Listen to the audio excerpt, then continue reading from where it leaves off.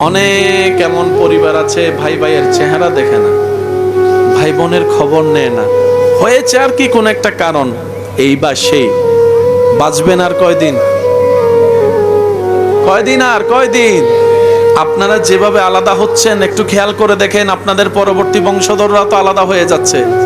জ্যাঠতো ভাইয়ের সাথে চাচতো ভাইয়ের মিল নাই, চাচতো ভাইয়ের সাথে জ্যাঠতো ভাইয়ের দেখা নাই। এভাবে যদি পরিবার ভাঙতে থাকে, এক সময় বিয়ের অনুষ্ঠানে মানুষ দেখানোর জন্য বাহির থেকে মানুষ ভাড়া করে আনতে হবে, আত্মীয় খুঁজে পাওয়া যাবে না। হ্যাঁ, সামনের জন খারাপ, আপনি তো ভালো, সে সম্পর্ক নষ্ট করুক, আপনি সম্পর্ক টিকায় রাখেন।